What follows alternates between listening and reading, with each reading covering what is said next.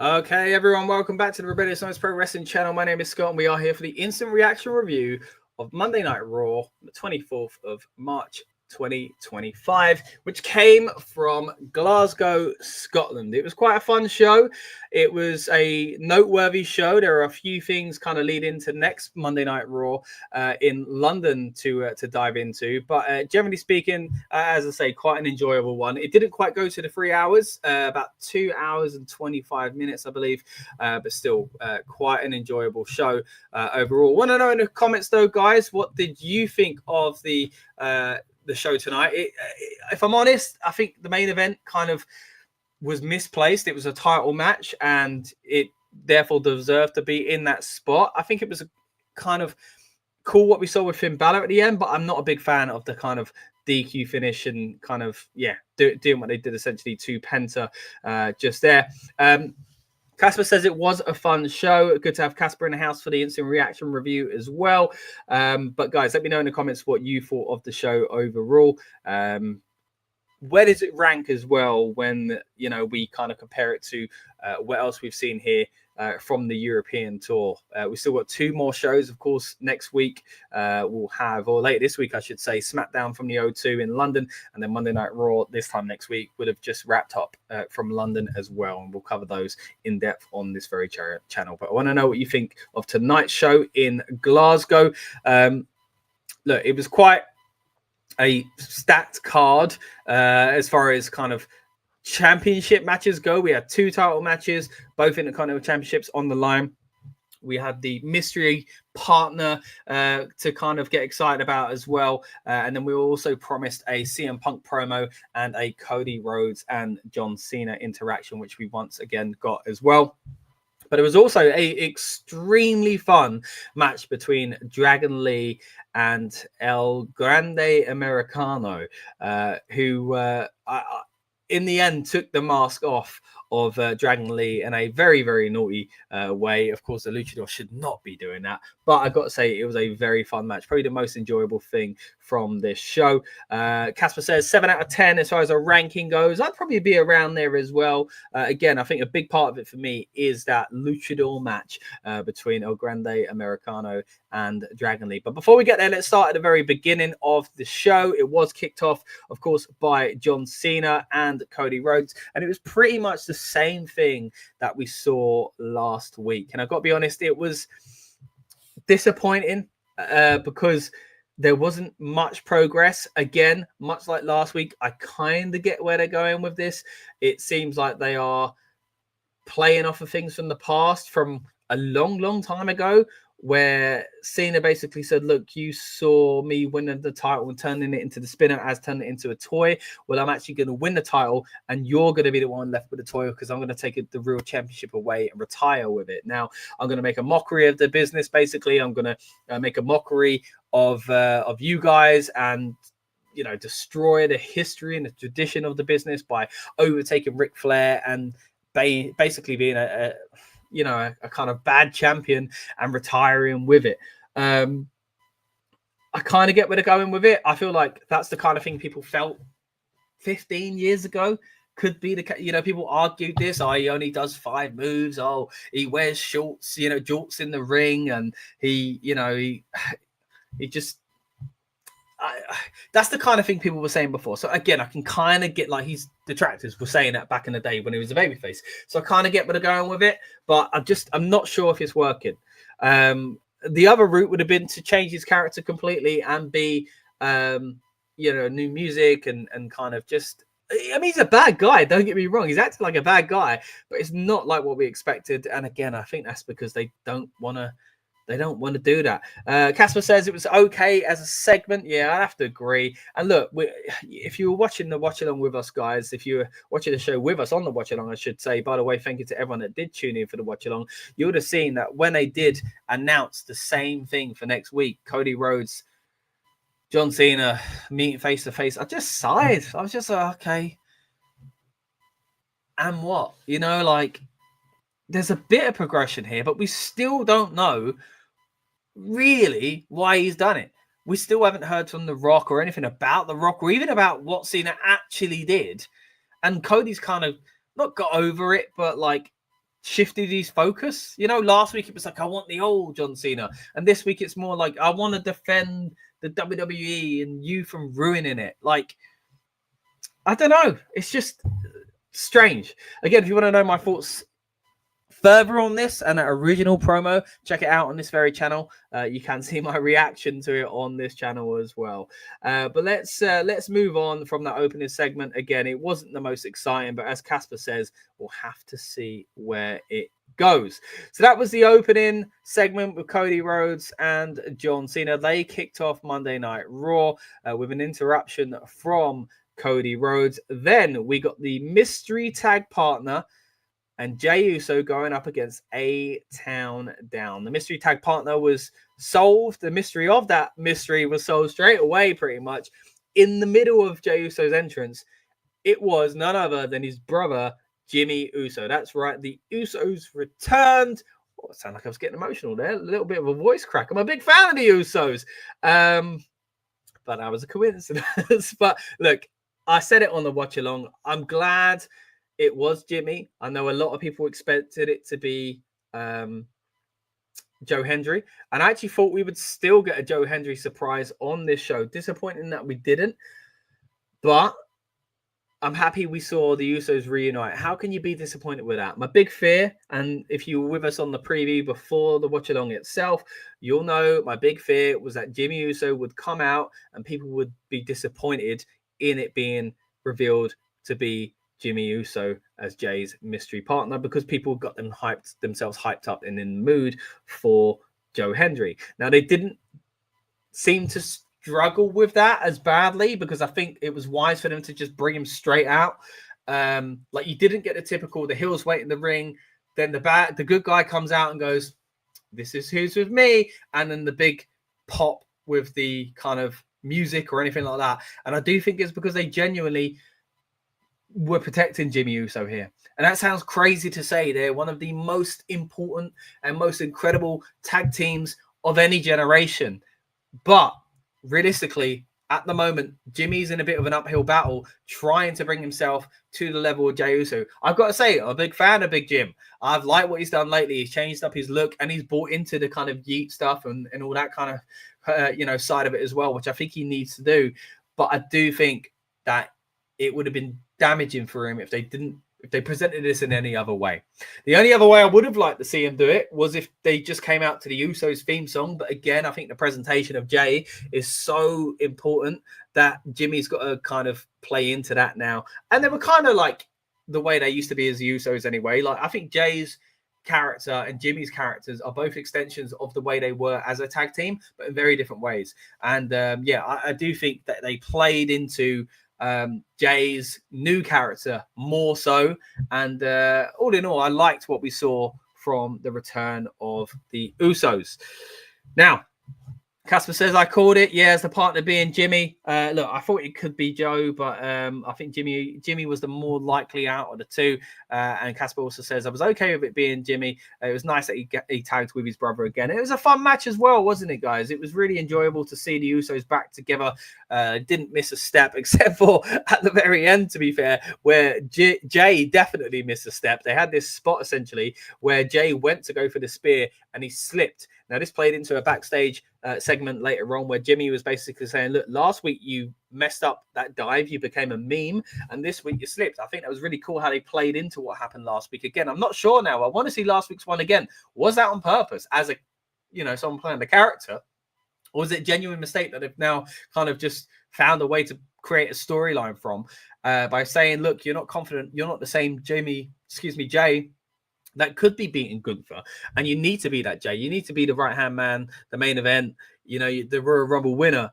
And Jimmy really trying to fire up his brother, essentially goes into the next corridor, happens to see Gunther walking by and says, me and you next week, gives him a big old slap. So I think next week Gunther's going to take that anger out on Jimmy, and we're going to see a new fire, coming, lit under essentially his brother, Jey Uso, as we start leading towards WrestleMania, as we get very, very, very close now to WrestleMania. Indeed, we're 26 days away now at time of recording. So let's see how things shape up next week on Monday Night Raw when Jimmy Uso faces Good for her. Now, the match itself, as I say, was quite enjoyable. I like what A-Town Down Under did here as well. They played into their roles as heels at this show very well. Then we get to the first of our two title matches tonight. It was the Intercontinental Championship of the Women's Division being defended by Lyra Valkyria against Raquel. And Raquel Rodriguez. I was really confused as to what the IC title means lately, and I'm still not sure. I mean, it seems like they're cementing Lyra a little bit more now, and you know, we're just not taking the title off her anytime soon. Raquel, I don't think should have won it, and she didn't win it, and I was glad that was the case. Of course, Liv Morgan was out there cheering her on, but essentially, Lyra did pick up the victory, and she gets attacked at the end by Liv Morgan. You can see the heels basically taking advantage of the situation by having a numbers game. There was a very, very scary spot, to me at least. I'll have to watch it back, where Raquel landed on her face and you heard a thud. Now, either it was just the way it was presented and it was sold very well, or she just legit landed on her face. It was quite scary. I actually thought she was out for a bit. She started moving. Thankfully, it wasn't that bad, it would seem. At time of recording, haven't really seen any reports surrounding it or anything like that. But yeah, scary spot. Maybe it just was something sold incredibly that I just kind of was, you know, hook, line, and sinker on, really. But yeah, credit where it's due. Still, they managed to finish the match. If there was an injury or something like that, or a nasty kind of bump essentially for Raquel, they finished the match quite well. And yeah, they wrapped it up with a successful defense for Lyra. No title change for us here with the Women's Intercontinental Championship. Would we see it in the men's division? Will we get into that again very soon, of course? Next up, we did get that backstage segment that we mentioned a moment ago as well from Jimmy and Jay. Actually, no, just before that, we had Pat McAfee in his kilt standing up on the announce table and praising Scotland. That was nice to see, wasn't it? With a video package highlighting the feud surrounding the women's world title with Io Sky, Rhea Ripley, and Bianca Belair. But as of this very moment, it was not official, and it still isn't official just yet. We'll have to see what happens next week on Raw, because Rhea Ripley got given her rematch, but not in the way that we were expecting. It's not going to be a triple threat match at WrestleMania, not just yet anyway. It's going to be one-on-one, Rhea Ripley getting a rematch against Io Sky. Now, this here started out with an annoyed GM in well, what's his name now? I've forgotten his name. You know what I'm saying. It's official. You know what I'm talking about. He comes out. I forget his name. Adam Pearce. That's it. Adam Pearce comes out, says, look, it's not official. I've got this contract. There's only 2 names officially on it. Doesn't matter how much Rhea wants to scribble her name onto it. She's not in the match. But I've been trying to pin her down for a rematch anyway, so we're going to do that next week. Just like we've seen the past few weeks, we saw Rhea and Bianca going face-to-face, and Io basically trying to get involved. And Io saying, look, I don't care if it's a triple threat. It's Bianca saying, no. I've earned this match. Rhea don't deserve to be in this. Now, again, I understand where she's coming from, but it feels a bit heelish to me. That's not the kind of thing a babyface usually says. So I feel that this is, again, leading towards Bianca fully twisting and turning into a heel. Casper said this segment was okay. It kind of just led towards next week, didn't it? I mean, next week we are getting that match. Whether or not Rhea wins, I really don't know. Again, I mentioned it earlier on the watch along. I was on the Kick Out podcast a little while back, actually, talking about what happened at Elimination Chamber. And DJ Ace was on it, and he was saying, look, I think that Rhea is a transitional champ, and she's going to lose the title before WrestleMania. Now, a few days after that clip went live, he commented saying, I regret this, basically. But now I'm wondering if he doesn't. If he's thinking, you know what, this might actually happen. Io Sky could be out of the match completely come WrestleMania. And if that's the case, that would be a shame. But when we first saw Bianca win the Chamber match, I thought, why is she winning this? She's in a feud, surely, involved with Naomi and Jade. No, I think she's been held off that. She's going to go back into that later on. So I thought, okay, fair enough. Rhea Ripley versus Bianca, that makes sense. And at the time, Io Sky was going after the title, and I thought, well, she ain't winning it. But she did. So now I'm like, what's going on? Is it going to be a triple threat? or is she going to be kicked out of this feud next week? Again, it would be a real shame for her and for fans of her if that was the case, because she, again, although isn't really that marquee match that we're all expecting, you know, to see Rhea versus Bianca, two faces of the women's division these days, of their generation, Io deserves to be in that spot as well at the moment. So it's a bit like the triple threat with Seth, Roman, and you might expect Dean Ambrose, but instead we're getting Seth, CM Punk, who does have history with both Seth and Roman Reigns, and of course their formation of the Shield in the first place anyway. So yeah, kind of reminds me of that, but we'll see. This time next week, we could be talking about a completely different match.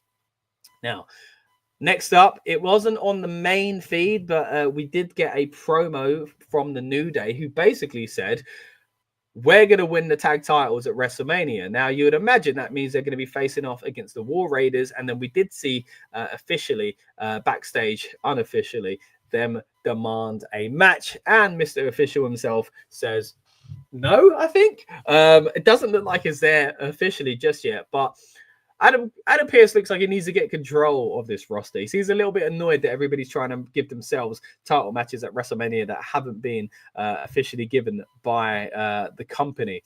But we'll see where that goes. Again, of all the titles I expected to see get a nailed down match anytime soon, it wasn't that one. And it's certainly, if you're going to go through the two tag titles, it wasn't the Raw ones that I would picture. The SmackDown division has been cooking the past few months, and it feels like that's what we're going to get. Nothing to do with the Raw side of things. But hey, it looks like maybe we are actually going to get something from the Raw side of things on WrestleMania. Now, let's get into what happened next on this show. As Casper says, the roster is out of control, all demanding matches. We saw Dragon Lee versus El Grande Americano, and this honestly was match of the night. So enjoyable. There were some amazing spots here, and look, I know it's all about wink wink nudge nudge, it's Chad Gable, but whether that was part of the storyline or not, this was such an enjoyable match. It was phenomenal. I really enjoyed their work together. Chad Gable, of course, when he faced off against Penta, was amazing, and he worked very well in that lucha style to bring Penta into the WWE for his debut match. Then you might be thinking, what are you talking about Chad Gable for? It was nothing to do with Chad Gable. Chad Gable's sick. We saw him backstage saying, look, I'm sorry, guys, coughing up. I'm not going to be able to compete tonight. Dragon Lee says, you know what? I'll face whoever. Again, wink, wink, nudge, nudge. Later on, Chad comes out and praises his totally not American luchador counterpart and says, look, again, sorry for not competing. Now, whoever was under the mask, guys, I've got to say, competed incredibly, but not honorably, because at the end of the match, the reason they won is because they yanked the mask off of Dragon Lee. Now, if you go back and watch that portion of the watch along, you'll see my reaction was one of utter shock and disbelief. I couldn't believe they'd done a spot like that on Monday Night Raw. A few people in the comments were saying it might have been wasted. It was a big spot, but I was shocked at how they pulled it off successfully. Now, people are going to slow it down. Maybe you'll see Dragon Lee's face. And if you do, it's a real shame. But it was, it was, from what I saw in real time, perfectly executed and a very shocking moment that, yeah, maybe he would have had a better place on a PLE, but it wasn't like it was a mask versus mask where he just lost his mask. Like, Dragon Lee's going to be wearing his mask the next time we see him. But it was still a big moment and a risky moment to put off on live TV as well. So, yeah, for me, really enjoyable match, a shocking end, but still one I really enjoyed as well. Match of the night, says Casper. I agree. Yeah, Dragon Lee versus Americano, a really fun match. Really fun to have you commenting along as well. Anyone lurking in the background, guys, would love to know what you guys think of the show in Glasgow. Was it an enjoyable show? And did you enjoy this one like myself and Casper did as the match of the night? That wasn't it, though. We might have been done with the match of the night, but next up we get a segment from CM Punk, who comes to the ring and just continues talking about, of course, the storyline he's involved with. It's the Seth Rollins and Roman Reigns storyline. The most notable thing here, I think, was basically him alluding to, again, the fact that he's not just Roman Reigns' wise man.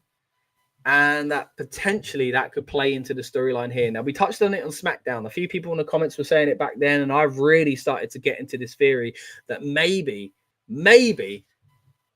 this is all leading to Paul Heyman turning not just on Roman Reigns, but also on CM Punk by aligning himself with Seth Rollins. I mentioned it last week. I can see Seth turning heel. He's due a heel turn. And if you want to know my thoughts in a bit more detail and kind of what I thought about that segment between those four guys last week on SmackDown, then you've got an instant reaction review for that on this channel as well. But you're currently watching the Raw instant reaction review for a exciting show out in Glasgow with a great crowd who Punk really played into here. He said, you know, it was great to be here in Glasgow or to be alive in Glasgow and all that stuff he usually says.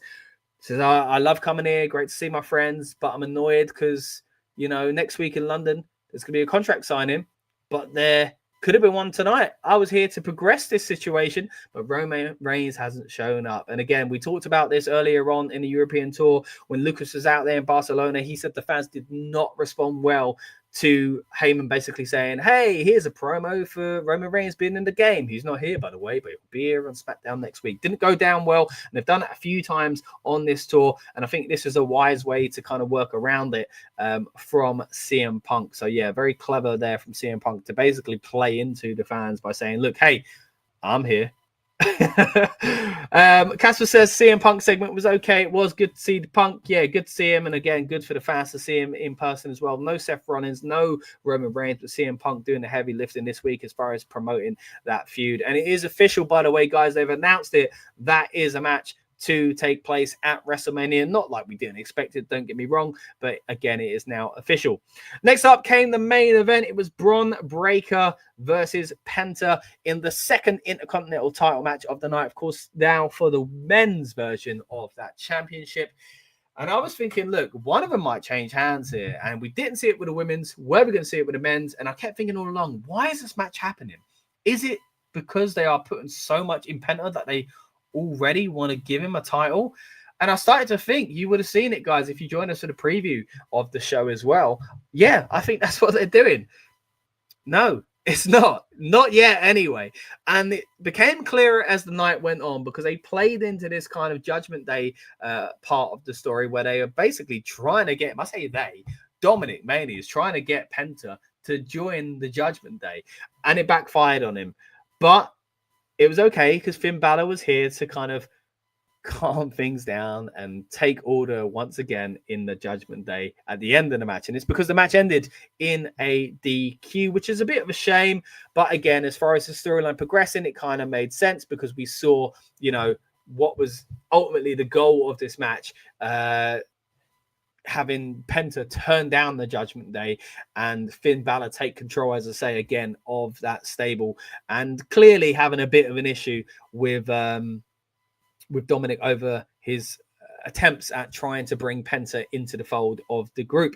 Now, this match itself was quite enjoyable. Got some nice high spots and you know, fun moments in the match overall. Was it as good as the other Lucha match we saw earlier on, or other match that involved Luchadors? No, I think the match earlier on was much better, if I'm honest, but still a fun match overall.